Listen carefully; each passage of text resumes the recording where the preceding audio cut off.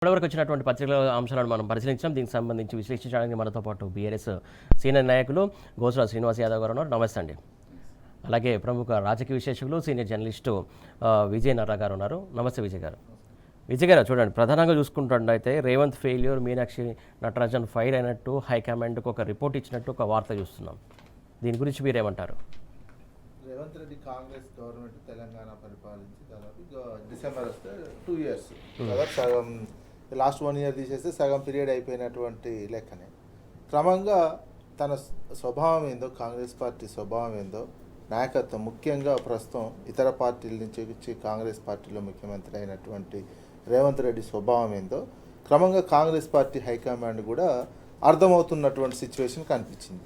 మన ఇటీవలనే కొంతమంది పార్టీ ఏఐసిసి అధ్యక్షుడు మల్లికార్జున ఖర్గే గారు చేసినటువంటి వ్యాఖ్యలు కూడా అలానే ఉన్నాయి. ఇక మళ్ళీ ఎప్పుడు కాంగ్రెస్ పార్టీ తెలంగాణ రాదు, మొత్తం ముంచేసినారు అనే అర్థం వచ్చేటట్టు మాట్లాడినటువంటి అంశం. అది అన్ని మీడియాలో, సోషల్ మీడియాలో ఒక జర్నలిస్టులు రాసినటువంటి కథనాలు, సీనియర్ జర్నలిస్టులు రాసినటువంటి కథనాలను ఇంతవరకు ఏఐసిసి అధ్యక్షుడు అన్నాడు ఈ మాట అంటే కూడా ఖండన లేదు. కాంగ్రెస్ పార్టీది ఏఐసిసి నుంచి ఖండన లేదు, లోకల్లో కూడా లేదు. అంటే దాదాపు అది నిజమైనటువంటి సిచ్యువేషన్. నిజంగానే ఏఐసిసి ఎందుకు ఈ అభిప్రాయం ఏర్పడింది? తెలంగాణకు సంబంధించినటువంటి దాంట్లో తెలంగాణ ముఖ్యంగా రేవంత్ రెడ్డి యాటిట్యూడు, రేవంత్ రెడ్డి వ్యవహరిస్తున్నటువంటి తీరు, పరిపాలనలోనూ అదేవిధంగా పార్టీ పరంగాను పూర్తి స్థాయిలో తాను ఆధిపత్యం చెలాయించాలనే దాంతో ఎవరిని పట్టించుకోకుండా ఎట్లా జరిగింది. పార్టీ పరంగా చూస్తే ముఠాలుండి ఒకరికోలు తిట్టుకుంటున్నటువంటి, అధికారికంగా చూస్తే మొత్తం ముఖ్యమంత్రికి సంబంధించినటువంటి కొంతమందే పూర్తి స్థాయిలో ప్రభుత్వాల్లో గన్ కల్చర్ తీసుకొచ్చి బెదిరించి వసూలు చేస్తున్నారు, డబ్బులు వసూలు చేస్తున్నారు అనేది. వాళ్ళు అదే కింది స్థాయి పార్టీ కార్యకర్తలకు ఏమీ దొరకట్లేదు, ఏమీ పదవులు రాలేదు, వాళ్ళ రాజకీయ గుర్తింపు లేనటువంటి సిచ్యువేషన్. ఒక తెలంగాణలో పరిపాలన పరంగా, పార్టీ పరంగా ఒక గందరగోళం, అస్తవ్యస్తమైనటువంటి పరిస్థితులను క్రియేషన్ చేసింది. దీనికి అంతటికీ కారణం రేవంత్ రెడ్డి అనేది క్రమంగా హైకమాండ్ తేల్చుకుంటున్నట్టు కనిపిస్తుంది. ఇప్పుడు ఉన్నటువంటి నటరాజన్ గారు కూడా అదే చెప్పారు, మల్లికార్జున ఖర్గే గారు అదే చెప్పారు. పరిశీలకులు మొత్తం వచ్చి ఇక్కడ వచ్చి పరిశీలకులు వచ్చి పోతున్నటువంటిది అక్కడ రిపోర్ట్ చేస్తున్నటువంటి సిచ్యువేషను అలాగనే ఉంది. కాంగ్రెస్ పార్టీ పతనావస్థలో 2 సంవత్సరాలకే ఎందుకు చేరుకుంది? ఎట్లాంటి పరిస్థితి ఉంది? గతంలో కూడా మళ్ళీ అన్నటువంటిది ఉమ్మడి ఆంధ్రప్రదేశ్ ఉన్నటువంటి సమయంలో ఆంధ్ర ప్రాంతంలో అంటే కిరణ్ కుమార్ రెడ్డి ముఖ్యమంత్రిగా ఉన్నప్పుడు ఆంధ్ర ప్రాంతంలో కాంగ్రెస్ పార్టీ పరిస్థితి ఏ రకంగా అయితే ఉందో అదే సిచ్యువేషను ప్రస్తుతం తెలంగాణలో కొనసాగుతుంది. ఇక కొద్ది రోజులు కేవలం పర్సనల్ టార్గెట్స్ వరకే. ముఖ్యమంత్రి ఏం సందేశం ఇచ్చి ముఖ్యమంత్రి దాదాపు మంత్రులకు ఏంటంటే పర్సనల్గా తన టార్గెట్ ముఖ్యమంత్రి పదవి వచ్చింది, రీచ్ అయ్యాను, సంపాదించుకుంటున్నాం, రీచ్ అయినాం, ఇక రాష్ట్రం కానీ పార్టీ కానీ ఇది నా పార్టీ కాదు, ఇది మన పార్టీ కాదు అనే ఒక దృక్పథంతో ఈయన అనుసరిస్తున్నారు. అదే సిచ్యువేషన్ మంత్రులు, కింది స్థాయిలో ఎమ్మెల్యేలు వీళ్ళంతా ఇక్కడ ఇంకొకటి కూడా ప్రస్తావించినట్టు తెలుస్తుంది. ప్రధానంగా అయితే శాఖల పరంగా కావచ్చు, ఈయనకు అవగాహన రాలేదు, ఓన్లీ ముఖ్యమంత్రి పీఠం మాత్రం కూర్చున్నారు కానీ శాఖలపైన పట్టు సాధించట్లేదు ఇన్ని రోజులైనది కూడా, ఈ విషయం కూడా హైకమాండ్కు చేరినట్టు సమాచారం. అది వాస్తవం. ఎందుకంటే ఈయన అనుభవరాహిత్యం, డైరెక్ట్ ఎమ్మెల్యే కదా, ఎమ్మెల్యే నుంచి ముఖ్యమంత్రి అయ్యిండు. పరిపాలన అనుభవం ఎక్కడుంది? జెడ్పీటీసీ, ఎమ్మెల్యే, ఎంపీ, తర్వాత ముఖ్యమంత్రి. ఎక్కడ పరిపాలన అనుభవం లేదు. వ్యవస్థ ఎట్లుంటుందో సరిగా తెలియదు. ఉత్తగా నోటి మాటలు, ఉత్తగా గాలికి మస్తుగా మాట్లాడే ప్రతిపక్షంలో ఐడియా లేదు కదా.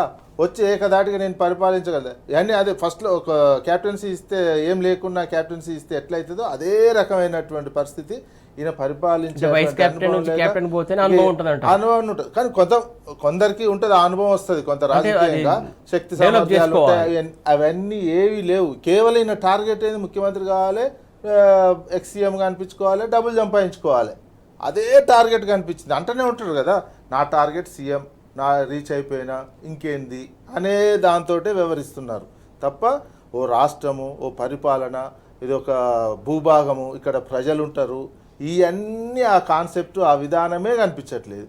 ఇప్పుడు రాష్ట్రంలో వడ్ల కొనుగోలుకు సంబంధించి వర్షాలు పడి అన్ని ఇబ్బంది పడుతుంటే వీళ్ళు ఢిల్లీకి పోయి వాళ్ళ రాజకీయాలు వాళ్ళు చూసుకుంటున్నారు. 50 సార్లు పోయినటువంటి తప్ప ఇక్కడ కొనుగోలు చేయండి, మిల్లులు చేయండి, కాళ్ళు పట్టుకుంటున్నారు. ఒక్కొక్కరు పోలీసుల కాళ్ళు పట్టుకుంటారు రైతులు, వడ్లు కొనుగోలు చేయండి, వర్షాలు లారీలు మిల్లులు దించట్లేరు అనేది.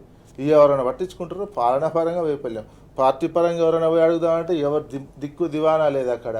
ఇట్లాంటి పరిస్థితి, అందుకే వైఫల్యాలు ఎందుకు దిగజారుతుంది రాష్ట్ర ఆర్థిక పరిస్థితి కూడా అంటే ఈ రకమైనటువంటి. అందుకే అంటే కేసీఆర్ గారు పదే పదే చెప్పేవారు, ఏదైతే జాతీయ పార్టీలను నమ్ముకుంటే మన రాష్ట్రాలను ముంచుతారు, ఎందుకంటే జాతీయ స్థాయిలోనే వాళ్ళ చర్చ జరుగుతాయి తప్ప పాలన మొత్తం పడికేస్తాయని చెప్పినటువంటిది ఇప్పుడు వాస్తవం అవుతుంది అనుకో. అనుభవంలో తెలుసుకోండి, రోజు ధర్నాలు తిడుతూ ఈ తిట్లన్నీ ఎందుకు వస్తున్నాయి? సోషల్ మీడియా ఉంది, ఇంకా మీడియా మెయిన్ స్ట్రీమ్ మీడియా ఇంకా కవర్ చేయట్లేదండి. అదే వేరే తిరుగుంటే వేరే మెయిన్ స్ట్రీమ్ మీడియా మొత్తం ఆగంగా ఇప్పటికే గందరగోళం చేసి పెట్టేది. వేరే వాళ్ళకి నచ్చినటువంటి ప్రభుత్వాలు నచ్చనటువంటి ప్రభుత్వాలు ఉంటే ఆగం చేసి పెట్టేటువంటి సిచ్యువేషన్ ఉండేది. అంతో ఇంత సోషల్ మీడియాలో ఉంది కాబట్టి తెలిసిపోతుంది. లేకపోతే అసలు ఈ రాష్ట్రం పచ్చగా ఉందనేది ఇప్పుడు ఆంధ్ర ప్రాంతంలో మాత్రం మస్తు డెవలప్ అవుతుందని రాస్తున్నటువంటి సిచ్యువేషన్ కనిపించేది. ఇక పాలన, పార్టీ, రాష్ట్రం, ఆర్థికం, సంక్షేమం అంతా దివాలా అంచులోకి పోయినటువంటి సిచ్యువేషన్ తెలంగాణ రాష్ట్రంలో కాంగ్రెస్ పార్టీ పరిస్థితి కనిపిస్తుంది. ఓకే శ్రీనివాస్ గారు, ప్రధానంగా ఇక్కడ చూస్తున్నట్లయితే బ్యూరోక్రాట్లు భగభగ అంటూ కూడా షాడో సీఎం అంటూ కూడా ఒక ప్రధాన వార్త చూస్తున్నాం. దాంతోపాటుగా ముఖ్యంగా ఏదైతే ఇక్కడ మంత్రులకు అలాగే ముఖ్యమంత్రికి పురపచ్చలు ఏర్పడ్డాయి, అలాగే వీరి మధ్య సయోధ్య లేదు, మంత్రులతోటి కూడా ఎవరికి కూడా ఇక్కడ కమెంట్ చేసే పరిస్థితి లేదని చెప్పేసి ఒక పెద్ద స్థాయిలో ఇటు హైకమాండ్కి సూచించినటువంటి సమాచారం అంతా ఉంది. దీనికి సంబంధించి మీ అభిప్రాయం ఏంటి? స్పష్టంగా ఈరోజు మీకు అదేవిధంగా తోటి ప్యానలిస్ట్ నారా విజయ్ కుమార్ అన్న గారికి, టీ న్యూస్ ప్రేక్షకులకు శుభోదయం. పాలన అంటే ఫెయిల్ అయింది అంటే అర్థం ఏంటంటే, ఈరోజు ఒక నాయకుడు, ఏ నాయకుడైనా ఏ సమాజంలోనైనా ఏ ప్రాంతంలోనైనా ప్రజల సమస్యల మీద, ప్రజల విషయాల మీద పోరాటం చేసి ప్రజల కోసము స్ట్రగుల్ చేసి వస్తే ఆ ప్రజల సమస్యలను తీసుకొని ఆ ప్రజల సమస్యలు పరిష్కరించడానికి ప్రయత్నం చేస్తాడు. గతంలో కేసీఆర్ గారు సుదీర్ఘమైన ఆయన 40 ఏళ్ళ జీవిత చరిత్ర, 15 ఏళ్ళ తెలంగాణ పోరాటం, తెలంగాణ సాధించుకున్న తర్వాత మనకి ఏం కావాలి అనేది ఆయనకు స్పష్టంగా అర్థమైంది. ఆయన ఆలోచన విధానంలో తెలంగాణ నెంబర్ 1 రాష్ట్ర స్థాయికి చేరింది. ఈరోజు ఆయన ఏ లక్ష్యం పెట్టుకొని వచ్చిండు? ఆయన వచ్చిన నేపథ్యం ఏంటి? రేవంత్ రెడ్డి గారు వచ్చిన నేపథ్యం రియల్ ఎస్టేటు, రేవంత్ రెడ్డి గారు వచ్చిన నేపథ్యం గన్ కల్చర్, రేవంత్ రెడ్డి గారు వచ్చిన నేపథ్యం బిజినెస్, వ్యాపారం. ఇంతే తప్ప ఆయన ఏ ప్రజా సమస్యలపైన కానీ, ఏ ప్రజల విషయాలలో కానీ, లేదా ఏ ఇష్యూ మీద కూడా ఆయన ప్రజల వైపు నుంచి పోరాటం చేసిన సందర్భాలు ఎక్కడ కూడా మనకు కనిపించవు. సో కాబట్టి ఆయన బ్యాగులతోనే బీసీసీ అధ్యక్షుడు కొనుక్కున్నాడు. అదే గురువు దక్షిణతోనే, గురువు సపోర్ట్తోనే ప్రభుత్వంలోకి రావడానికి విశ్వ ప్రయత్నాలు జరిగింది స్పష్టంగా. సో నేనేమంటున్నా, ఇదంతా జరిగినప్పుడు ఈ ముఖ్యమంత్రి దగ్గర నుంచి ప్రజల సమస్యలు పరిష్కరిస్తాయంటే మనం ఆగమాగం కావాలి, అడ్వాడివి కావాలి. ఎందుకు అంటున్నా అంటే ఈ మాట, ఈరోజు వాళ్ళే పెట్టుకున్నారు కదా 6 గ్యారంటీలు ఇచ్చి 100 రోజులలో మేము అమలు చేస్తామని చెప్పినారు. అంటే ఒక అబద్ధం, అంటే అన్ని అబద్ధాలు, హామీలు, అమలు కాని హామీలు ఇచ్చి అధికారంలోకి వచ్చినారని అర్థం. వచ్చిన తర్వాత విద్యాశాఖ, ఈరోజు దాదాపు 100 మంది పిల్లలు చనిపోతున్నారు. విద్యాశాఖ మీద ఏ రోజైనా రివ్యూ జరిగిందా? అదేవిధంగా హోంశాఖ ఆయన దగ్గర ఉంది. ల్యాండ్ ఆర్డర్ ఎట్లుందో ఈ రాష్ట్రంలో మనకు అర్థమవుతుంది.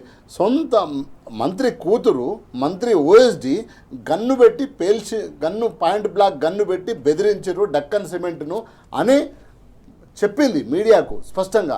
ఎవరిచ్చిరమ్మా ఈ గన్ను అంటే ఆమెనే చెప్పింది, ఇది ముఖ్యమంత్రి గారు పంపిన గన్ను. ఆ ముఖ్యమంత్రి గారి అనుచరుడైన రోహిన్ రెడ్డి బెదిరించిండు, పాయింట్ బ్లాక్లో పెట్టి డక్కన్ సిమెంట్ అనేదాన్ని స్పష్టంగా చెప్తుంది. ఇంతకంటే నీకు ల్యాండ్ ఆర్డర్ ఎక్కడుందని అర్థమవుతుంది? ఇంతకంటే ఇప్పుడు ఒక ముఖ్యమంత్రి పేరు చెప్పి ఎవరు చెప్పారు? ఎవరు దారుణమయ్యే మల్లయ్యనో లేకపోతే ఎల్లయ్యనో చెప్పలే కదా. ఒక మంత్రి, బాధ్యత గల మంత్రి బిడ్డ తన ఆరోపణ చేసింది, దాని మీద కూర్చున్నారు, దాని మీద శాలువాలు కప్పుకున్నారు. మా దాంట్లో ఎలాంటి పొరపచ్చలు అంటే అర్థమైంది, ల్యాండ్ ఆర్డర్ సర్వనాశనం అయిపోయిందని. గవర్నమెంట్ ఫెయిల్యూర్స్ కావచ్చు, ముఖ్యమంత్రి ఫెయిల్యూర్స్ సంబంధించి కీలకంగా నటరాజన్ అబ్జర్వ్ చేసి హైకమాండ్కు చేరవేస్తున్నారు అనుకోవాలా? ఇప్పుడు నటరాజన్ గారు అనే వ్యక్తి ఒక యాక్టివిస్ట్ మోడల్లో కాంగ్రెస్ పార్టీలో పనిచేస్తుంది. ఆమె సింపుల్ సిటీగా బతుకుతుంది, వర్క్ చేస్తుంది. ఇక్కడ పరిస్థితులన్నింటినీ గమనిస్తూ అక్కడ చేరవేస్తుంది. వాళ్ళకి తెలిసిన అది విషయం కాదు కదా. ఇప్పుడు బీఆర్ ఎలక్షన్లకు పైసలు కావాలి కాంగ్రెస్ పార్టీ, ఎక్కడి నుంచి ఇవ్వాలి? ఈ రాష్ట్రంలో వాళ్ళకి ఎక్కడ గవర్నమెంట్ ఉంది? ఎవరు ఇచ్చేటోళ్ళన్నారు 10 రూపాయలు అంటే ఈయన ఇవ్వడానికి రెడీగా ఉన్నాడు. ఎవరు? మన రేవంత్ రెడ్డి ఇక్కడి నుంచి ఇవ్వడానికి రెడీగా ఉన్నాడు. సో కాబట్టి రాహుల్ గాంధీకి ఇవన్నీ తెలియదా? ఇవన్నీ తెలియకుండానే ఆయన పరిపాలిస్తుండా? ఆయన లేకపోతే ఏఐసిసిలో పనిచేస్తున్నాడా? ఈ దేశానికి ప్రధానమంత్రి కావాలనుకుంటాడా? అంత అజ్ఞానంలో ఏమి ఉండడు. సో అల్టిమేట్గా ఇదంతా ఒక డ్రామా నడిపిస్తున్నారు. అంటే ఈయన మీద చివాట్లు అయినట్టు, మనం మాట్లాడాలన్నట్టు, ఇదంతా వ్యవస్థ. కాంగ్రెస్ గల్లీ నుంచి ఢిల్లీ దానిక ఒకటే ఫార్ములా నడుస్తుంది.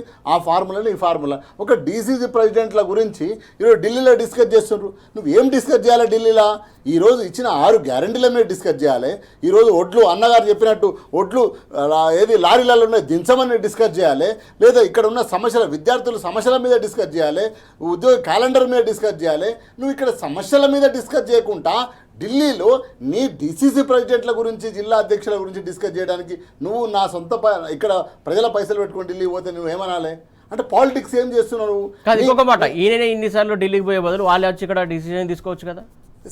అది అసలు మ్యాటరే కదన్నా. అంటే ఇక్కడ అంటే ఇక్కడ వాళ్ళు ఇచ్చినటువంటి హామీలని అందరినీ కడుగేస్తారని భయం వాళ్ళకి. ఎంత దుర్మార్గం అంటే అసెంబ్లీ స్టార్ట్ చేసి ఒక్కరోజు అసెంబ్లీ పెట్టి ప్రతిపక్ష పార్టీలో స్పష్టంగా బీఆర్ఎస్ పార్టీ కేటీఆర్ గారు హరీష్ రావు కనీసం 10 రోజులు పెట్టు, 15 రోజులు పెట్టు, 4 రోజులు పెట్టు, మనం డిస్కస్ చేద్దాం సమస్యలు ఉన్నాయంటే పొద్దున పోయి కేరళ పోయి చేపల పులుసు తిని మళ్ళీ సాయంత్రం వచ్చి అసెంబ్లీ స్టార్ట్ చేసిండు. ఎవడి పైసలు? నీ అయ్య పైసలా, నీ అబ్బా పైసలా?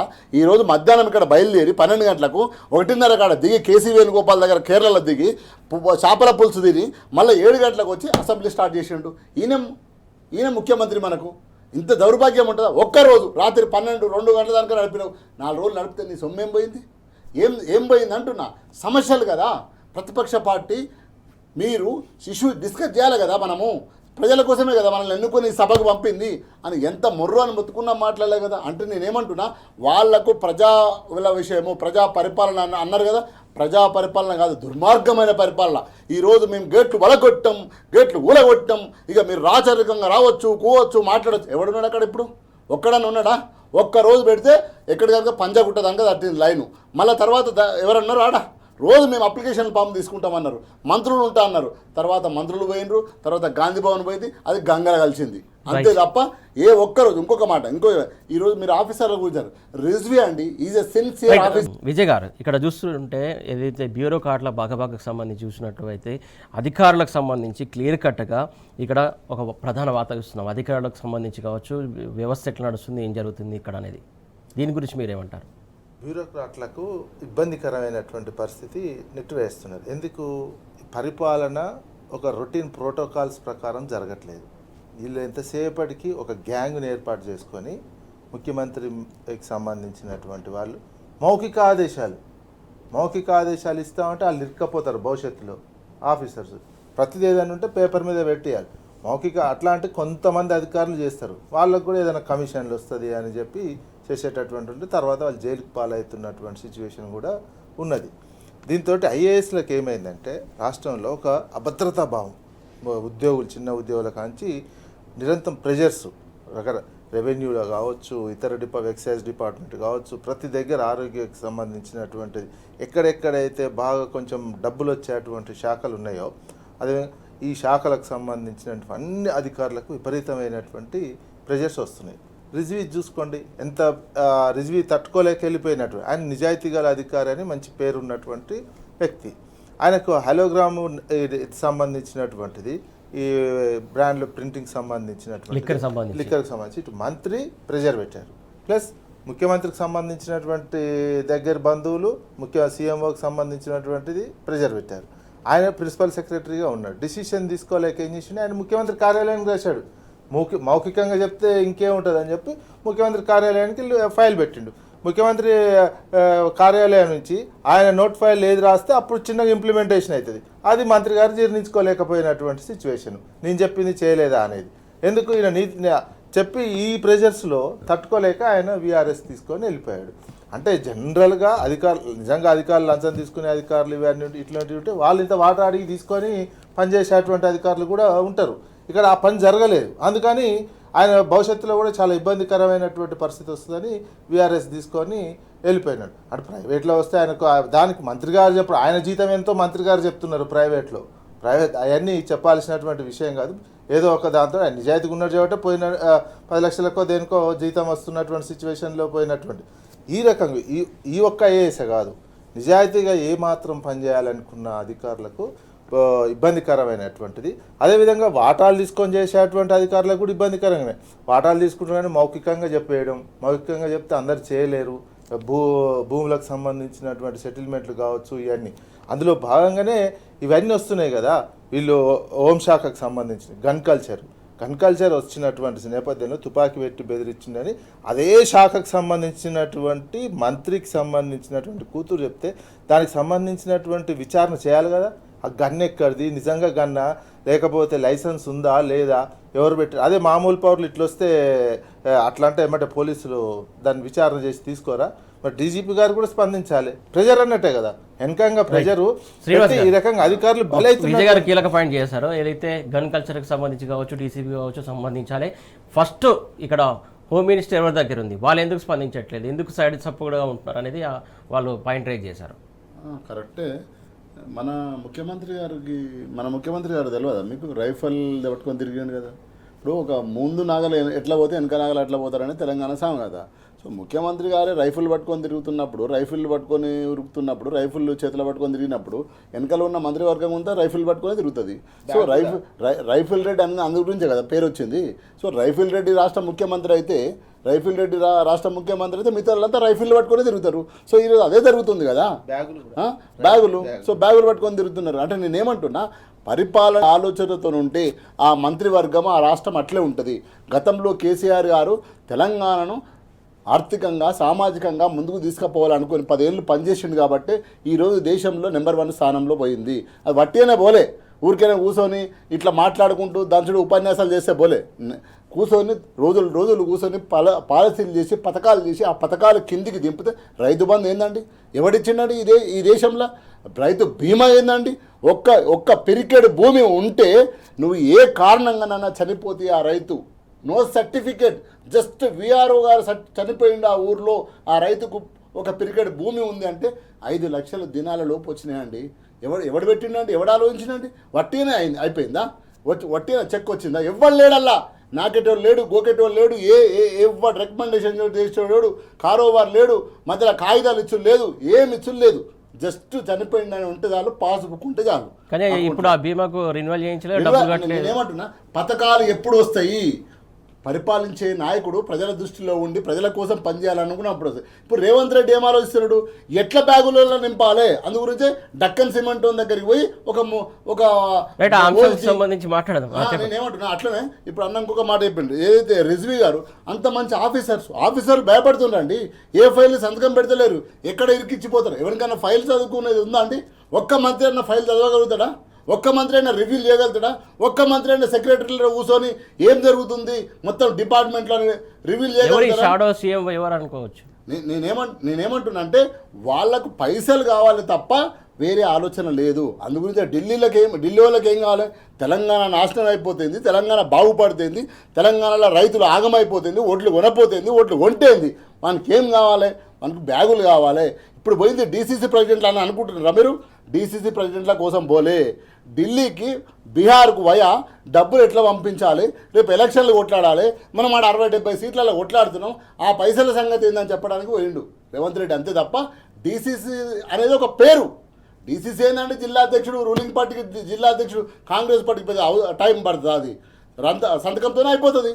కానీ ముఖ్యమంత్రి ఎందుకు పోయిండు డీసీసీ ప్రెసిడెంట్ కోసం అని అంటే అది కుట్ర. కాబట్టి ఏంటంటే ఈరోజు పరిపాలించే ముఖ్యమంత్రికి ప్రజలపైన కన్సర్న్ లేదు, ప్రజలపైన ప్రేమ లేదు.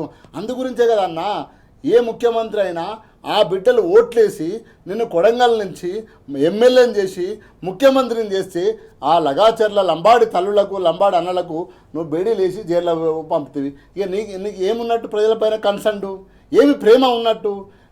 నీ ప్రజలు ఏదో ఆదిలాబాదోడో ఇంకొకడో నుంచి కాదు, నీ కొడంగల్ ప్రజలు నిన్ను ఓట్లేసి నా కొడుకు ఎమ్మెల్యే చేస్తే ఎమ్మెల్యే నుంచి ముఖ్యమంత్రి అవుతాడు, ముఖ్యమంత్రి అయి మాకు మంచి న్యాయం చేస్తాడు, మా పొలాలకు మంచి నీళ్ళు ఇస్తాడు, పెట్టుబడి ఇస్తాడు, మమ్మల్ని మంచిగా చేసుకుంటాడు అని అనుకుంటే ఆ తమ్ముళ్ళను, ఆ అన్నలని, ఆ అవ్వలని, అయ్యలని జైళ్లకు బేడీలేసి నువ్వు సంగారెడ్డి జైల్లో పెడితివి. ఇక నేను ఎవరు నమ్ముతారు? ఎవరి వైపు నువ్వు ఉన్నావు అంటే తెలిసిపోతుంది కదా. పైసల కోసమే ముఖ్యమంత్రి అయినవు, పైసలు పెట్టే ముఖ్యమంత్రి అయినవు, పైసలు సంపాదించడం కోసమే 6 గ్యారంటీలు పెట్టినావు, అమలు కానీ హామీలు ఇచ్చినావు, ఇదంతా తేలిపోతుంది కదా. 100 రోజులలో 6 గ్యారంటీలు అమలు చేస్తా అని చెప్పినావు. అంటే నేను ఇదంతా కూడా ప్రజల కన్సర్న్ లేకుండా, ప్రజల మీద ప్రేమ లేకుండా పరిపాలించే నాయకుడు ఉంటే ఈ విధంగా ఉంటుంది. 22 నెలలు అయిందన్న గ్రామాల పరిపాలన లేదు. ఎవడు నువ్వు ముఖ్యమంత్రివి, నువ్వు పరిపాలించడానికి కూర్చుంటావు నీ సీట్లా. నా ఊరిలో సర్పంచ్ ఉండొద్దా? నా వార్డు మెంబర్ ఉండొద్దా? నాకు వచ్చే 2 రూపాయలు 3 రూపాయలు బోరీలను సాఫ్ చేసుకోవడానికి తీసుకోవద్దా? అంటే నువ్వు ఎలక్షన్లు పెట్టుకుంటావు, టైం టు టైం ఎలక్షన్లు పెట్టుకొని నువ్వు ముఖ్యమంత్రి అవుతావు, ఎమ్మెల్యేలు అవుతారు, మంత్రులు అవుతారు. కానీ నా గ్రామంలో నా ఊళ్ళో మాత్రం ఎలక్షన్లు పెట్టవు. అంటే నీకు ప్రజల వైపు నుంచి కన్సర్న్ లేడు, ప్రజానాయకుడు కాదు, ఓన్లీ సంచులు మోయడానికి రైఫిల్ రెడ్డి అని స్పష్టంగా తెలంగాణ ప్రజలు అర్థం చేసుకున్నారు ఆల్రెడీ. ఎప్పుడు ఎలక్షన్లు పెట్టినా కాంగ్రెస్ పార్టీకి కర్రు కాల్చి వాత పెడతారు. రైట్ విజయ్ గారు, ప్రధానంగా రోడ్లకు సంబంధించి హ్యామ్ పేరుతో పెద్ద స్కామ్కు తెరతీసిందని చెప్పేసి ప్రధానంగా బీఆర్ఎస్ ఆరోపిస్తున్నటువంటి అంశం, దీని గురించి మీ అభిప్రాయం? హ్యామ్ రోడ్లు ప్రధానంగా గ్రామీణ ప్రాంతాల్లో వేయటానికి ప్రభుత్వం తీసుకొచ్చినటువంటి ఒక స్కీమ్ లాగా తీసుకొచ్చింది. ఎందుకంటే అప్పులు పుట్టాలి, మామూలుగా అయితే అప్పులు పుడతలేవు అనే దాంతో అప్పులు పుట్టడం కోసము దాన్ని ప్లస్ ప్రభుత్వం బర్డెన్ నుంచి తప్పించుకోవడానికి అప్పులు తీర్చడానికి మళ్ళీ టోల్స్ వేయాలి. గ్రామీణ ప్రాంతాల్లో గ్రామాల్లో రోడ్లు ప్లస్ గ్రామీణ నుంచి మండలానికి హెడ్ క్వార్టరు, మండలాన్ని నుంచి మళ్ళీ జిల్లాకు సంబంధించినటువంటి రోడ్లు వేయటానికి. అయితే తెలంగాణ వరకు ఇది ఆంధ్రప్రదేశ్ కాదు, గతంలో ఆంధ్రప్రదేశ్లో గుంతలు తెలంగాణలో వచ్చిన తర్వాత గ్రామీణ ప్రాంతాల రోడ్లు చాలా బాగా అయినాయి, చేసినటువంటి సిచ్యువేషన్ ఉంది. లింకులు, డబల్ రోడ్లు ఇవన్నీ ఉన్నాయి. దీన్ని మేనేజ్ చేస్తే అయిపోయేటువంటి సిచ్యువేషన్ ఉంది. మెయింటెనెన్స్కి కావాల్సినటువంటి ఛార్జీలు ఇచ్చి మెయింటెనెన్స్ కాంట్రాక్టర్లకు బిల్లులు ఇచ్చి ఇవి చేస్తే చిన్న అమౌంట్ తోటి అయిపోయేది.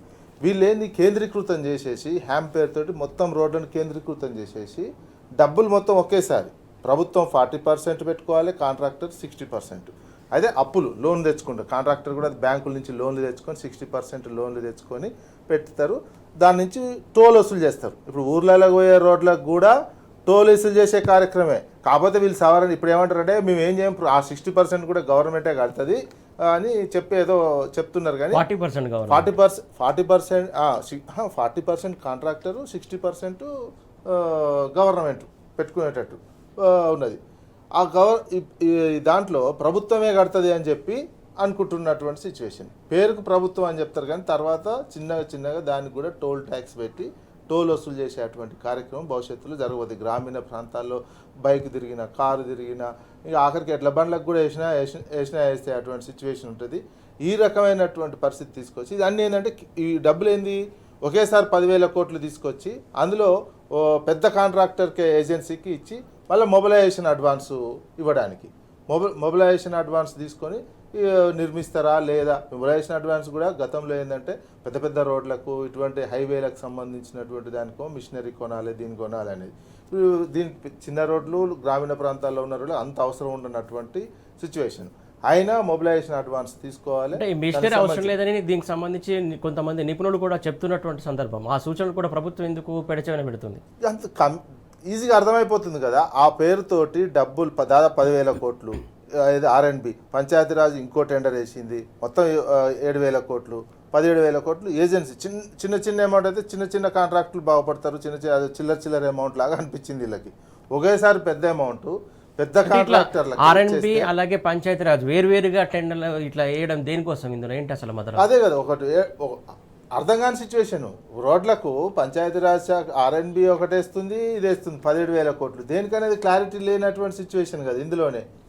ఇవన్నీ ఏంది, రోడ్లని డబ్బులు ఎట్లా లోన్లు తీసుకోవాలి, ప్రజల మీద బర్డెన్ ఎట్లా పోయాలి, ఈజీగా అయిపోయేట్టు మెయింటెనెన్స్ చేస్తే అయిపోయే రోడ్లను దాన్ని అప్గ్రేడ్ పేరుతోటి దాన్ని కొత్తగా చేసి వెడల్పు చేస్తామని ఇంకో దాంతో ఈ కారణాలతోటి డబ్బులు తీసుకొచ్చి మళ్ళీ అది కూడా చిన్న కాంట్రాక్టర్లకు కాకుండా పెద్ద ఏజెన్సీకే వస్తే ఎక్కువ శాతం వాళ్ళు కమిషన్ తీసుకునే అవకాశం ఉంటుందని ఒక కేంద్రీకృతమైనటువంటి వ్యవస్థగా క్రియేట్ చేస్తున్నటువంటిది. ఇది అర్థం చేసుకోవాలి ప్రజలంతా. ఏ రకంగా ఉన్నటువంటి ప్రభుత్వం రోడ్ల మీద కూడా ప్రజలను బర్డెన్ పడే విధంగా టోల్ ట్యాక్స్ భవిష్యత్తులో కంపల్సరీ పెడతారు. ఇప్పుడు పెట్టమని చెప్తున్నప్పటికీ భవిష్యత్తులో పెట్టాల్సి వస్తుంది వచ్చే ఎవరు ఉన్నటువంటి సిచ్యువేషన్.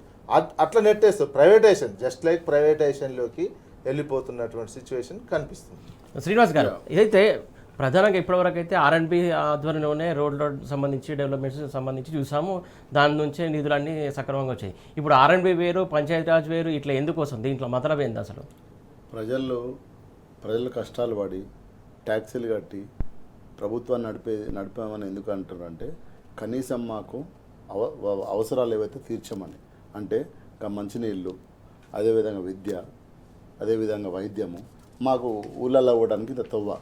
దాన్ని కూడా ఈరోజు కాంగ్రెస్ పార్టీ మొత్తం సెంట్రలైజ్ చేసుకొని మొబిలైజేషన్ అడ్వాన్స్ కోసం ప్లాన్ చేస్తుంది స్పష్టంగా.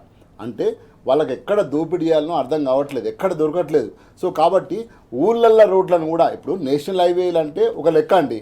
సో అది ప్రపంచీకరణలో భాగంగా జరుగుతుంది, అదే ముందుకు పోతుంది. కానీ ఈరోజు నా ఊరికి పోవడానికి నా తవ్వకు పైసలు కట్టుడు ఏందండి? నా డీజిల్ పోసుకొని నేను ట్యాక్సీ కట్టి, నా బండి కొనుక్కొని నేను ట్యాక్సీ కట్టి నా ఊళ్ళోకి పోవడానికి నేను ట్యాక్సీ కట్టుడేంది? అంటే స్పష్టంగా ఈరోజు రేవంత్ రెడ్డి ప్రభుత్వం ఏం చేయబోతుందంటే ఇది మొత్తం ఒక పాలసీని తీసుకొచ్చి ఈ పాలసీ ద్వారా 10,000 కోట్ల టెండర్లు పిలిచి ఆ 10,000 కోట్ల టెండర్ల ద్వారా మొబిలైజేషన్ అడ్వాన్సులు తీసుకొని ఈరోజు కరప్షన్ చేయబోతున్నది స్పష్టంగా. దీన్ని తెలంగాణ సమాజం అర్థం చేసుకోవాలి. అంటే మన ఊళ్ళల్లో పోవడానికి మనం పైసలు ఇచ్చి రోడ్లు ఎక్కాలి. ఇప్పుడు బయట నుంచి నువ్వు ఇంట్లో నుంచి రోడ్డు మీదకి వచ్చినావంటే నీకు రోడ్ ట్యాక్సీ పడుతుంది. ఆల్రెడీ నీ పెట్రోల్ పోపిస్తున్నావు కదా, ట్యాక్సీ పడుతున్నావు కదా, బండి కొన్నప్పుడు ట్యాక్సీ కడుతున్నావు కదా. మరి ఈ ప్రభుత్వము ఇన్నిసార్లు ట్యాక్సీ తీసుకుంటున్నప్పుడు నాకేమిస్తుంది? ఏమి ఇవ్వట్లేదు కదా. కాబట్టి ఏంటంటే ఇది రేవంత్ రెడ్డి స్పష్టంగా ఒక స్కామ్ చేయడానికి, ఒక కలెక్షన్ చేయడానికి ఇది ఒక ప్రణాళికాబద్ధంగా పెట్టుకొని ఈ యామ్ రోడ్లను తీసుకొస్తుంది తప్ప గతంలో తెలంగాణలో అద్భుతం అండి. ఈరోజు అక్కడ ఉన్న ఆంధ్రాలో ఉన్న ముఖ్యమంత్రులు చెప్పారు కదా, తెలంగాణలో ప్రతి ఊరికి పోతే చెరువు నిండా అద్భుతమైన నీళ్లు ఉన్నాయి, ప్రతి ఊరికి రోడ్డు ఉన్నది, వైకుంఠ ధామాలు ఉన్నాయి, మంచి గ్రీన్ పార్కులు ఉన్నాయి, రైతు వేదికలు ఉన్నాయి, లైట్లు ఉన్నాయి, అద్భుతంగా గ్రామాలు వెలిగిపోతున్నాయి అని చెప్పినాం కదా, ఉన్నాయి కదా స్పష్టంగా. నువ్వేం చేస్తున్నావు? ఆ గ్రామానికి పోయేటప్పుడు తువ్వల్నే పొలిమేర కాన్నే నువ్వు పైసలు వసూలు చేయడానికి ప్లాన్ చేస్తున్నావు. పొలిమేర అంటారు కదా, తెలంగాణలో ఊళ్ళకి పొలిమేర దొక్కగానే నువ్వు పైసలు కట్టాలి. ఇక ఇటేమో నేషనల్ హైవే కట్టాలి, నువ్వు పోగానే మళ్ళీ ఊళ్ళో పోయేటప్పుడు ఊళ్ళకి కూడా కట్టాలి. అంటే ఇది మొత్తం ఒక స్కామ్ చేయబోతున్నారు రేవంత్ రెడ్డి. ఈ రాష్ట్రంలో ఎక్కడ పైసలు వస్తాయి, ఎక్కడి నుంచి ఎక్కడ దొరకలోని పక్షంలోనే ఈరోజు లాస్ట్కు ఆ డక్కన్ సిమెంట్ దగ్గర కూడా కనిపెట్టడం జరిగింది. అందులో భాగంగానే హ్యామ్ రోడ్స్ తప్ప ఇక్కడ ఏదో తెలంగాణ అభివృద్ధి చేద్దామని, తెలంగాణ ముందుకు తీసుకుపోదామని ఏ రోజన్నా ఒక్క స్టేట్మెంట్ అన్నా, ఒక్క పాలసీ, ఒక్క క్యాబినెట్ ఇప్పటి వరకు 20 సార్లు 24 సార్లలో క్యాబినెట్ కూర్చున్నది. ఇన్ని క్యాబినెట్లలో ఒక్క క్యాబినెట్లోనన్నా ఒక్క అద్భుతమైన నిర్ణయం తీసుకున్నారు చెప్పండి? ప్రజలకు అవకాశం అభివృద్ధి కోసం, ప్రజల అభివృద్ధి చేయడం కోసం ఒక్క పాలసీ తీసుకున్నారు చెప్పండి? 2 రోజుల వ్యవధిలో 2 జీవోలు పాస్ చేయడం ఎందుకు? అదే నేనేమంటున్నా. సో వాళ్ళకు పరిపాలన మీద అవగాహన లేదు, అదేవిధంగా పైసల మీదనే ఒక అవగాహన ఉంది. ఎవరు ఎక్కడి నుంచి చేయాలి, సెంట్రలైజ్ చేసుకొని సెంట్రలైజ్ నుంచి డబ్బులు సంపాదించాలనే తప్ప, డబ్బులు మూటలు గుంజుకోవాలి తప్ప మొబిలైజేషన్ అడ్వాన్స్ ఏదైతే జలయజ్ఞం పేరు మీద మొబిలైజేషన్ అడ్వాన్స్ ఎట్లా తీసుకున్నారో ఈరోజు ఈ రోడ్ల ద్వారా కూడా మొబిలైజేషన్ అడ్వాన్స్ తీసుకోవాలని ఒక ప్రధానమైన ఎజెండాతోనే మాత్రమే ఇదంతా సెంట్రలైజ్ చేస్తున్నారు. ఈ సెంట్రలైజ్ చేస్తే ఏమైతే తెలుసా, రేపు ప్రజలు గ్రామాలలో తిరుగుబాటు చేస్తారు. నువ్వు ఎలక్షన్లు పెట్టరా బిడ్డ, మా ఊళ్ళో మేము పరిపాలన చేసుకుంటామంటే చేస్తలేవు. కానీ మా ఊళ్ళోకి వచ్చే రోడ్డుకు నువ్వు ట్యాక్సీ కట్టే ఉపాయం చేద్దాం. చిన్న కాంట్రాక్టర్లు ఆగమైపోతారు. ఒకే పెద్ద కాంట్రాక్టర్కి ఇస్తాడు, ఆ కాంట్రాక్టరే మొత్తం ఊళ్ళల్లో రోడ్లు ఇస్తాడు.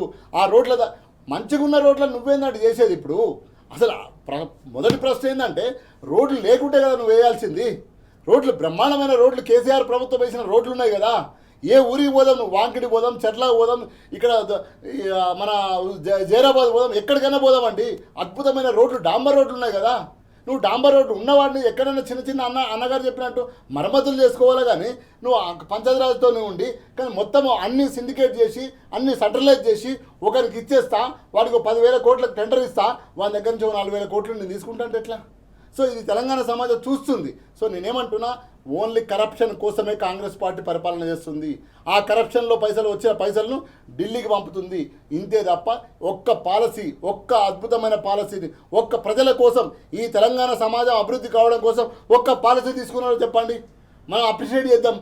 అందుగురించే కేసీఆర్ గారు చెప్పారు నల్గొండ సభలో, మీకు మంచి అవకాశం వచ్చింది, అద్భుతమైన అవకాశం వచ్చింది, గంభీరంగా పరిపాలించండి. గొప్పగా పరిపాలించాడు. 22 నెలల్లోనే మన బిడ్డలను హాస్టళ్లలో చంపుకోబడితే ఎందుకైనా ఉండి ఏం సాధిస్తాం మనం? మనం మన మన మన కన్న పేగు కొట్లాడుతుంది. దాని మీద మాట్లాడమంటే కొండ సురేఖ, పొన్నం ప్రభాకర్ కురుకురేలు తిని చనిపోయినరు, కురుకురేలు తిని ఇన్ఫెక్షన్ అయిందని మాట్లాడుతుంది, సకినాలు తిని ఇన్ఫెక్షన్ అయిందని సీతక్క మాట్లాడే. ఏం చెప్తాం? గురుకురాలకు ఇవన్నీ ఎందుకు వస్తున్నాయి మరి? అంటే గురుకురాలు ఎట్లా వస్తాయి? బయట ఫుడ్ అలో చేయకూడదు అసలు ఫస్ట్ ఆఫ్ ఆల్. అసలు బయట ఫుడ్ కదా అంటే అలా ఫుడ్డే లేదు కదా, బిల్లులు ఇస్తలేవు కదా, బిల్లులు ఇస్తలేవు కదా. వాడు ఏం తెచ్చి పెడతాడు కాంట్రాక్టర్? వాంకిడి ఆశ్రమ పాఠశాలలో పిల్లలు సంక్రాంతికి పోయి వచ్చిన తర్వాత మొత్తం ఆగమాగం అయితే వాళ్ళు సకినాలు తిని మడుగుబోలు తిని వాంతులైనాయని చెప్పిండ్రు. ఎవరు? ఈ సీతక్క, ఈ కొండ సురేఖ.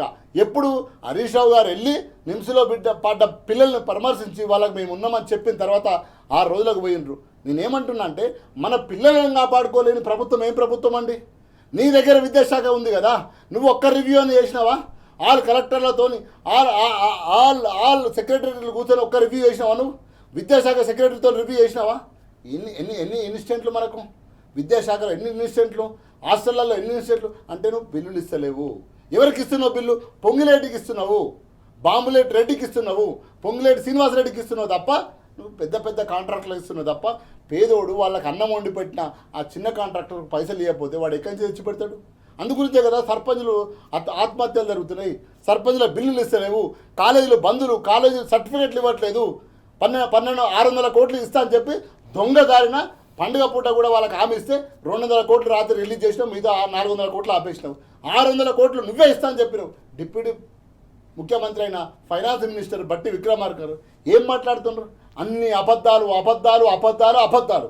అందుగురించే రేపు జూబ్లీ హిల్స్ ఎలక్షన్లో తెలంగాణ మొత్తం సమాజం అనంత ప్రజా కోర్టులో కాంగ్రెస్ పార్టీ బుద్ధి చెప్తారు. రేపు జూబ్లీ హిల్స్లో జరగబోయే ఎలక్షన్లో ప్రజా కోర్టు అది.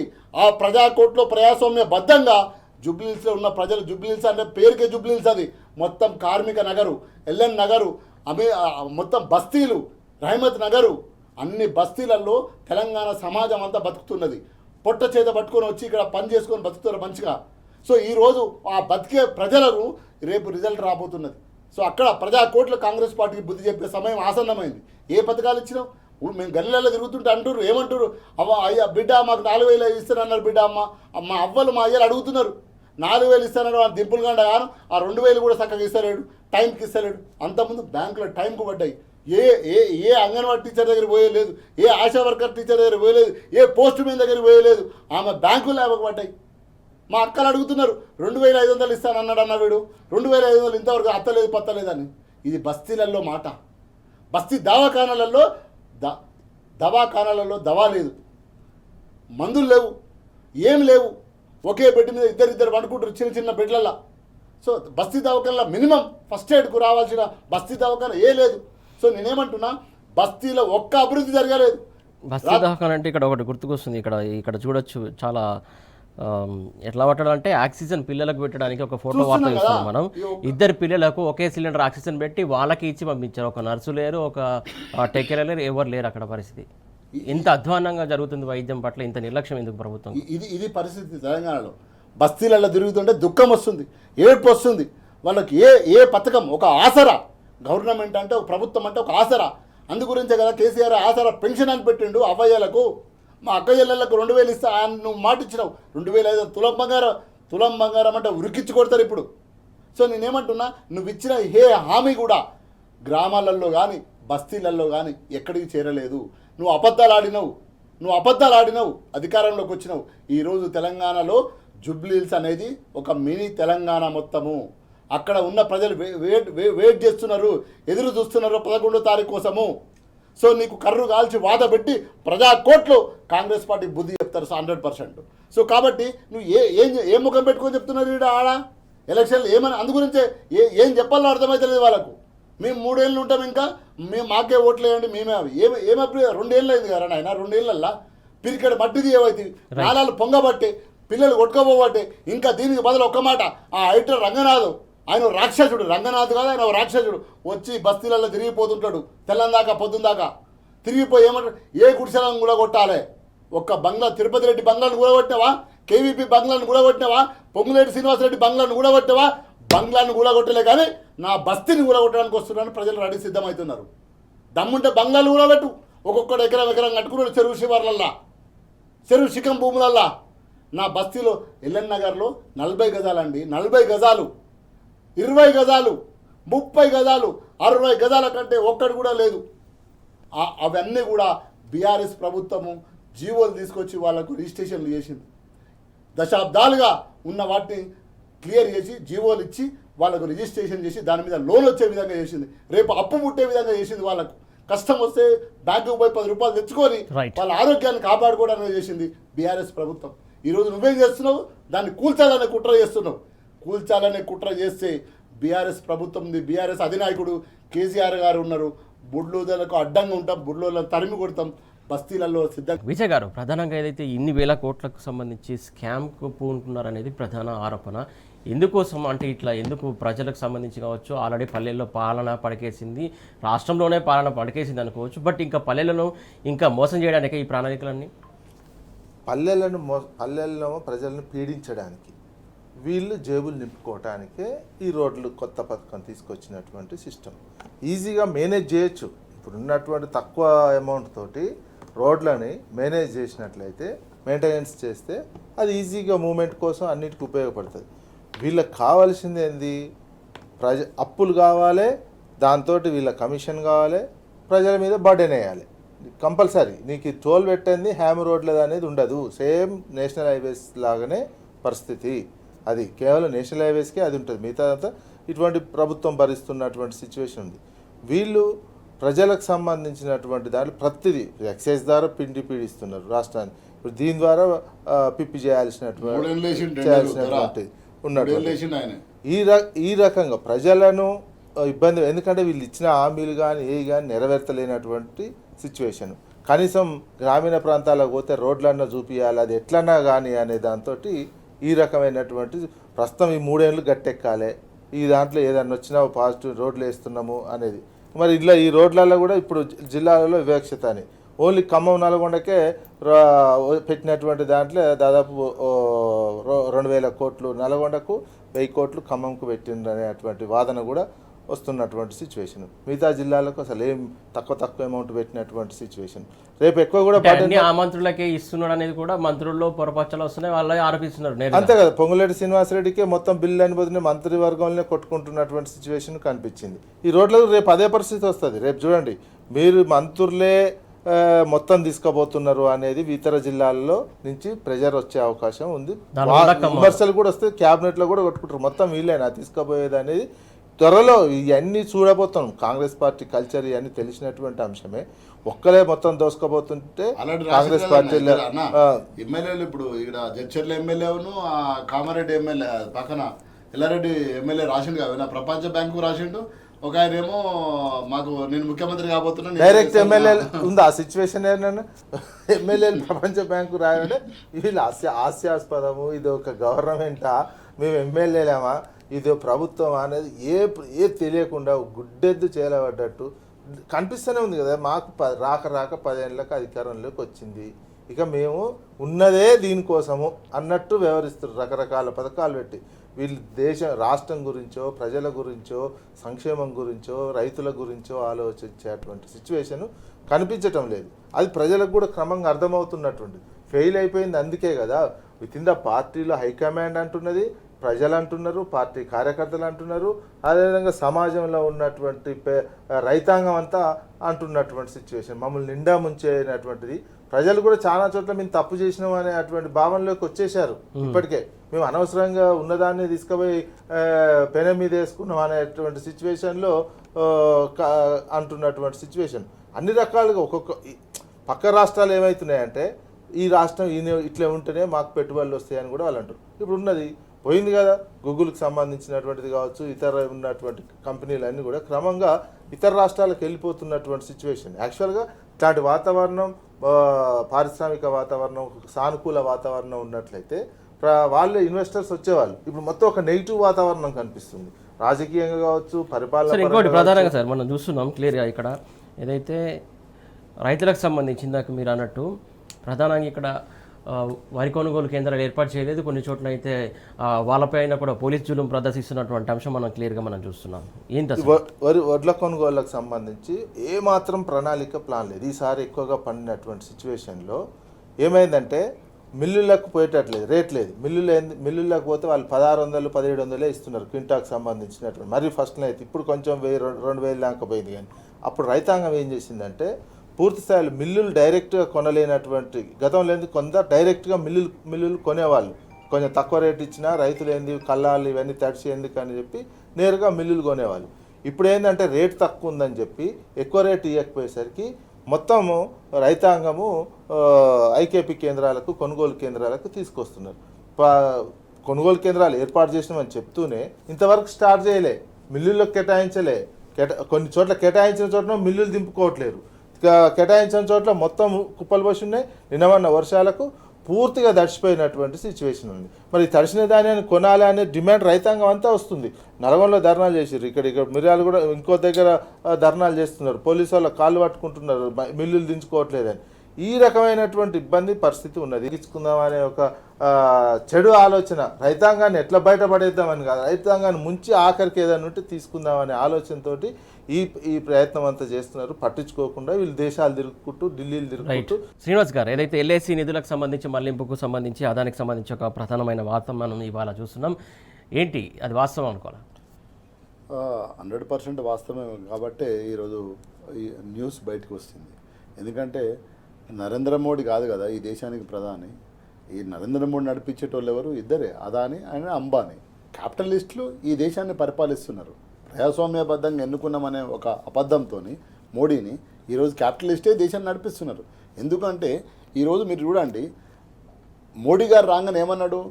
స్పష్టంగా బల్సినోన్ని కొట్టి బక్కోని వంచుతా అన్నాడు, అంతే కదా. నల్లధనాన్ని, నాకు అంత పెద్ద భాష అర్థం కాదు కాబట్టి బ్లాక్ మనీ అంటే అది బ్లాక్ ఉంటుందా, మళ్ళీ మామూలు ఆగమవుతారు. బల్సినోడిని దంచి బక్కోని వంచుతా అన్నాడు. 15 లాక్ డాలర్. ఎవరిని బల్సినోడిని కొట్టిండు? ఏ బల్సినోడిని కొట్టిండు? ఒక్కనన్నా బల్సినోడిని కొట్టిండా? కొట్టలే. కానీ కరోనా టైంలో ఈ దేశంలో ఉన్న కార్మిక కర్షక అన్ని వర్గాలు ఆగమాగం అయిపోయి కడుపు చేత పట్టుకొని 100 కిలోమీటర్లు పట్టాలు పట్టుకొని లైన్ పట్టాలు నడుచుకుంటూ పోతే రిలయన్స్ అయిన అధినేత అంబానీకి మాత్రం 1,00,000 కోట్ల లాభం వస్తుంది. ఇది ప్రధానమైన హెడ్డింగ్లలో మనం చూసిన న్యూస్. అది ఎట్లొచ్చింది 1,00,000 కోట్లు అంటే ఈ దేశాన్ని దోపిడీ చేస్తున్నారు. ఈరోజు నరేంద్ర మోడీ స్పష్టంగా అభివృద్ధి అని చెప్పి పేదోన్ని నేను వికాసవంతుని చేస్తానని చెప్పి ఈరోజు పట్టుమని 10 మంది క్యాపిటలిస్టును ఈ దేశంలో పెంచి పోషిస్తున్న చరిత్ర ఈరోజు నరేంద్ర మోడీది. మొత్తం ఎల్ఐసి కాదండి, ఎల్ఐసి అనేది ప్రతి గ్రామంలో ఒక నమ్మకం. అందులో 10 రూపాయలు కట్టుకుంటే రేపు సచ్చినా బతికినా వస్తాయి, పిల్లలకు భార్యకు పనికొస్తాయని. ఈరోజు ఎల్ఐసి పైసలను తీసుకుపోయి అదాని పెట్టుబడిలో పెడుతున్నారు. ఒక్క కంపెనీ కాదు, అన్ని కంపెనీలు ఏవైతే ఉన్నాయో భారతదేశంలో ఉన్న ప్రధానమైన ప్రభుత్వ కంపెనీలు ఉన్నాయో ఆ కంపెనీలు అన్నింటినీ దివాలా తీసి ఈరోజు వాళ్ళిద్దరిని చేస్తున్నారు. ఈరోజు కర్రగుట్టలలో ఎన్కౌంటర్లు ఎందుకండి? ఈరోజు నక్సలైట్ల మీద యుద్ధం ఎందుకు ప్రకటించారండి? ఎవరండి అది? వాళ్ళు ఈ దేశ ప్రజలు కాదా? ఈ దేశంలో బతుకుతున్న వాళ్ళు కాదా? వాళ్ళు సిద్ధాంతాన్ని నమ్ముకొని ఎందుకోసం, ఎవరి కోసం చేస్తున్నావు నువ్వు? ఎవరి కోసం చేస్తున్నావు అంటే ఈ అదాని కోసం, అంబానీ కోసమే. అందులో భాగంగానే పేదోడు చెమట చుక్కలు రైతు కష్టపడి 6 వారాలు కష్టపడి పైసలు కష్టపడి రూపాయి జమ చేసి 6 నెలలకు కట్టుకున్న ఎల్ఐసిలలో కట్టుకున్న పైసలను కూడా ఈరోజు నరేంద్ర మోడీ గేట్లు ఓపెన్ చేసి అదానికి పెట్టుబడులకు పంపుతున్నాడు. అంటే ఎవరిని దోస్తున్నావు నువ్వు? ఎవరిని దోస్తున్నావు? బక్కోన్ని దోసి బల్సినోని పెడుతున్నావు. ఈరోజు పేద వర్గాలను దోసి ఈరోజు బల్సినోని పెడుతున్నావు. ఏ బల్సినోడికి? నీరు మోడీ ఎడబోయిండు. ఈరోజు నేను లోన్ తీసుకుంటే కట్టపోతే నా బర్రెని ఉంచుకపోతావు, నా తలుపు చెక్కలు కూడా పెక్కపోతావు, నా ఇంటికి వస్తావు, నా ఊర్లో ఇజ్జత్ తీసి నన్ను ఆడ డప్పు సాటింపు చేస్తావు. మరి అదే నీరు మోడీ గారి మీద ఇంటి ముందు డప్పు సాటింపు చేయవా? నీరు మోడీ గారిని పట్టుకొచ్చే శక్తి సామర్థ్యాలు ఈ దేశ ప్రభుత్వానికి లేవా? ఈ చట్టాలకు లేవా? ఈ మిలిటరీ వ్యవస్థకు లేదా? ఏ చట్టాలు లేవా? ఈ సభ లేదా? ఎందుకు చేయలేను అంటే నువ్వు కరప్షన్ చేసినావు, నీ బయటికి పంపిస్తున్నావు. ఈరోజు పేదోడిని నువ్వు చెమట చుక్కలను పిప్పి చేసి ఈరోజు సెంటు చుక్కలుగా ఈరోజు అదానికి అంబానీ పంపుతున్నావు. అందులో భాగంగా ఈరోజు ఎల్ఐసి జీవిత బీమా అని కట్టుకున్న ప్రతి గ్రామంలో ఒక 10 నుంచి దాదాపు 100 మంది దానికి ఎల్ఐసిలు కట్టుకున్న వాళ్ళు ఉంటారు, పాలసీలు ఉంటాయి. మనకు గవర్నమెంట్ సంస్థ ఏ బ్యాంకు మునిగినా, ఏ బ్యాంకులు ఎత్తేసినా, ఏ డోర్లు బంద్ అయినా కానీ గవర్నమెంట్ కడితే అది ఎల్ఐసి గవర్నమెంట్ కాబట్టి మా పైసలు మాకు భద్రత ఉంటుంది అనేది నమ్మకం. ఈరోజు నువ్వు తీసుకుపోయి ఎక్కడ పెట్టుబడి పెడుతున్నావు? నువ్వు ఈ బయట పెట్టుబడి పెడుతున్నావు, అక్కడ పెట్టుబడులలో లాభాలు వస్తే నువ్వు ఇస్తావు, లాభాలు రాకపోతే ఇక్కడ ఉన్న పేదోడి కడుపు ఆగమే కదా. సో స్పష్టంగా ఈరోజు నరేంద్ర మోడీ ఈ దేశంలో ఉన్న మొత్తం వ్యవస్థను, మొత్తం ఖనిజ సంపదను మొత్తంని ఆ ఇద్దరు వ్యక్తులకే పంచుతున్నాడు అనేది స్పష్టంగా అర్థమవుతుంది. ఇది మొత్తం సమాజం అంతా చూస్తుంది స్పష్టంగా. అందుగురించే కదా 400 पार అంటే 400 का 200 काट कर दिया उसको. అర్థమవుతుందా? 400 पार ఎడిపోయింది నువ్వు అభివృద్ధి చేస్తే. కాబట్టి అదే విధంగా ఈరోజు పేదోడి పైసలు గుంజుకొని నువ్వు పెట్టుబడి వర్గాలకు ఇస్తే మాత్రం మొత్తం సమాజం ఊరుకోదు. రేపు మోడీకి ఏదైతే ఎల్ఐసి నిధులను మళ్లించడానికి ఆల్రెడీ ఖచ్చితంగా రంగం సిద్ధమైనట్టు క్లియర్ కట్ ఇక్కడ కనబడుతుంది. వాస్తవమైన ఎల్ఐసి ప్రపంచంలోనే టాప్ 5లో ఒక బీమా సంస్థగా, నమ్మకమైనటువంటి సంస్థగా ఉన్నటువంటి ప్రభుత్వ రంగ సంస్థ. ప్రైవేట్ ఉండొచ్చు కానీ ఇది ఒక ప్రభుత్వ రంగ సంస్థ. అంటే ప్రజలకు సంబంధించినటువంటి ఆస్తి. ఈ ఆస్తిని క్రమంగా అదానీ చేతిలోకి దారదత్తం చేయడానికి రంగం సిద్ధమైపోయింది. భవిష్యత్తులో ఎల్ఐసి అదానీ ఎల్ఐసి అయిపోతుంది. ఇప్పటికి అనేక సంస్థలు కొనుగోలు చేస్తున్నటువంటి అదానీ కొనుగోలు చేసింది. ఇది మాత్రం ఎల్ఐసిని మాత్రం పూర్తిగా ఆయన చేతిలో పెట్టడానికి అయిపోయింది. ఎందుకు? మీడియా, భారతదేశంలో మీడియా మొత్తం అదానీ చేతిలో ఉన్నటువంటి నేపథ్యంలో ది వాషింగ్టన్ పోస్ట్ ఇది రాసింది. వాషింగ్టన్ పోస్ట్ రాసినటువంటి వార్త ఇది. ఇంకా ఎందుకంటే భారతదేశంలో మీడియా అంతా ఆయన చేతిలో అయిపోయింది. ఏ మీడియా, నేషనల్ మీడియా కూడా ఇట్లాంటి ఒక అత్యున్నతమైనటువంటి ఎల్ఐసి లాంటి సంస్థని వాళ్ళ చేతుల్లో పెట్టడానికి పునాది లాగానే ఇది. ప్లస్ లోన్స్ ఎన్ని వేల కోట్లు లక్షల కోట్లు ఆస్తున్నటువంటి ఎల్ఐసి ఈయన లోన్ల కోసం ఇండియన్బర్గ్లో ఈయన వివిధ రంగాల్లో పెట్టుబడులు పెట్టడానికి లోన్లకు అడ్డంకిగా మారుతూ గ్యారంటీ లేకపోవడంతో ఈయన మొత్తం దివాలా తీసిందని అనుకుంటారు తోటి ఎల్ఐసి పెట్టుబడులు అందులో పెడితే ఒక నమ్మకం ఉంటుంది అనేది. భవిష్యత్తులో ఎల్ఐసి ఆయన చేతిలోకి పోద్దనేది చాలా క్లియర్గా అర్థమైపోతున్నాడు. ఎవరికి దోచి పెడుతున్నాడు ఈ మోడీ దేశ సంపదను? మొత్తం ఒక వ్యక్తి చేతిలో. రష్యా నుంచి చమురు దిగుమతి చేసుకొని కూడా ఈ అదానీ పోర్టులు అంబానీకి సంబంధించినవి, అదే నయారాకు సంబంధించినవి. వాళ్ళే 1,00,000 కోట్లు సంపాదించుకురండి. బీపీఎల్ గవర్నమెంట్ సంస్థలు ఏమో ఎక్స్పోర్ట్ చేయకుండా ఆపేసినారు విదేశాలకు, ఓన్లీ ప్రైవేట్ సంస్థలకు. ఇప్పుడు ఎల్ఐసి పెట్టుబడి 34,000 కోట్లు కేవలం ఈయన లోన్లకు గ్యారంటీ కోసం ప్రస్తుతానికి పెడుతున్నటువంటి పెట్టుబడులు భవిష్యత్తులో వాళ్ళు ఏంది? అదానీ కంపెనీలు అన్నిట్లలో, Adani ports, Adani toll gas, Adani enterprises, energy solutions, ఇట్లాంటి అన్నిట్లలో ఇన్వెస్ట్మెంట్స్ పెట్టి ఆయన వాల్యూ పెంచుకొని లోన్లు తీసుకోవడం కోసం చేస్తుంది ప్రస్తుతం ఉన్నటువంటి పరిస్థితి. భవిష్యత్తులో ఎల్ఐసి అదానీ ఎల్ఐసిగా మారుతుంది. ఇప్పటికే అనేక ప్రైవేట్ సిమెంట్ కంపెనీలు కొన్నాడు, అనేక ప్రైవేట్ కంపెనీలను మొత్తం క్యాప్చర్ చేస్తున్నటువంటి అదానీ దీన్ని కూడా ప్రభుత్వ రంగ సంస్థ అత్యున్నతమైనటువంటి ప్రపంచంలోనే టాప్ 5లో ఉంటుంది ఎల్ఐసి అనేది. అటువంటి దాన్ని కూడా ఎందుకంటే ఆల్రెడీ టెలికాం సంస్థను దివాళా తీసేసినారు ఒకరి కోసం మొత్తం. ఇది కూడా మొత్తం ఉద్దేశపూర్వకంగా ఎల్ఐసిగా నమ్మకం పోగొట్టి ఎల్ఐసిని దివాళా చేసి ప్రభుత్వం అంటే ఏం పని చేయదు అనేది చేసేసి ఆయన చేతిలో పెట్టడానికి సిద్ధమైనటువంటిది. ఇంకే రకంగా చూసుకున్న భారతీయుల ఆస్తిది. మీరు మీ సిద్ధాంత ప్రకారం చూసుకున్న భారతదేశంలో హిందువులు ఎక్కువగా ఉన్నటువంటి ఆస్తి అది. మీరు తీసుకుపోయి ఎవరు పెడుతున్నారు? మీరు సిద్ధాంతం చూసుకున్న ఆయన జైన మతస్థుడు, ఆయన చేతుల్లో పెడుతున్నారు. దేశ ప్రజలు కూడా ఆయన సపోర్ట్ చేస్తున్నటువంటి భక్తులు చాలా మంది ఉంటారు. అర్థం చేసుకోవాల్సినటువంటి అవసరం ఉన్నది. రైట్. థ్యాంక్ యూ విజయ్ గారు, థ్యాంక్ యూ శ్రీనివాస్ గారు, థ్యాంక్ యూ సో మచ్. ఇది ఇవాళ వార్తలు వాస్తవాలు. Keep watching tea news.